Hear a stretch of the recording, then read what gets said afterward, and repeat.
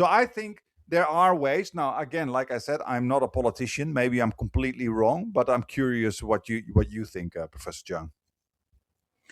Right. Okay. So when it comes to China, I am extremely pessimistic. And so let me explain my reasoning. Um, to put it bluntly, the United States, the American Empire, the Anglosphere has colonized China a long, long time ago. Because remember, there are different facets of power expression in a nation.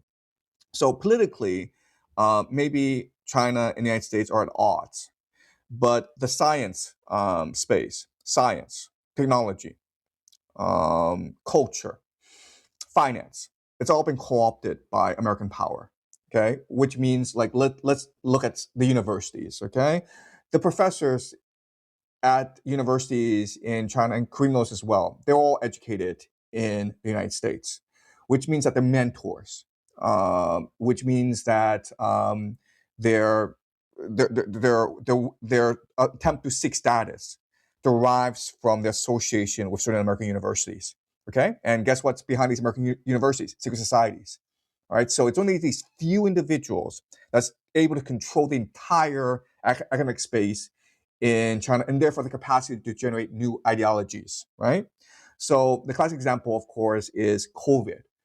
Why the hell was China doing gain of function research for the Americans in China, right? We know that was a American bioweapon. Why the hell were the Wuhan Institute of Virology, why were they doing this gain of function research on behalf of Americans? And the answer is because the entire Chinese science space has been co-opted by American power. Okay, that's just one example. I'll give you another example. DeepSeek, right? So everyone's talking about how DeepSeek is able to produce a ChatGPT version at a much lesser cost and much faster. And the reason why they're able to do that is in order to create these algorithms, you first have to scour the entire internet. Okay, you basically have to collect all the information from the internet. And that's what ChatGPT did. That's what OpenAI did. It took them years and billions of dollars, right? Once you do that, you're then able to create these algorithms that are much more efficiently able to find what you want. Okay, so in other words, DeepSeek and OpenAI are friends. In fact, DeepSeek is only a subsidiary of OpenAI. Guess what, guys? If you look at DeepSeek, you peel behind all these shell companies, it's the same people, okay? Same people who own OpenAI also own DeepSeek, all right? All right, so these are just two examples of how the entire Chinese intellectual capacity has been co-opted by American power. Okay, so where are we going? Okay, you're focused on the war in Iran. You're focused on the conflict between China and the United States. That's a false dialectic. What they really want, the end goal, is to create a world that is controlled by digital ID and digital currency. Guess which nation has been the first to achieve digital ID and digital currency? China. Is that an accident?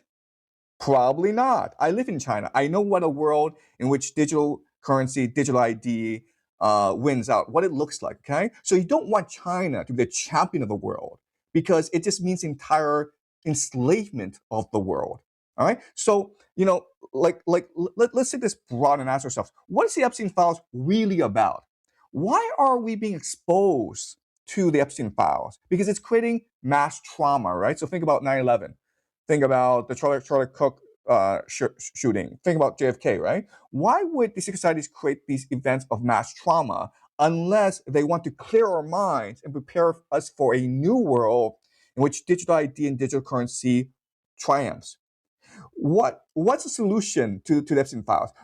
If we all know that children are being kidnapped and trafficked to these monsters, what's the solution? Well, the solution is microchips, guys. Microchips in your arms for our children. Then they'll always be safe, guys, right? If our children are tracked every single time, we don't have to worry about them being lost.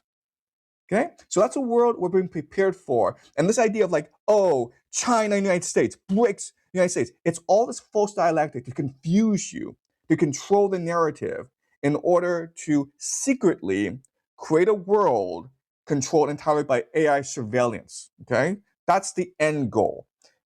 China is part of this cabal. Okay, China a long time ago has been colonized by America. A long time ago. Guess what, guys? Ask yourself this question: where do all the rich Chinese, all the powerful Chinese, send their children and send their wealth? If you figure that out, that question, then you know exactly who controls China.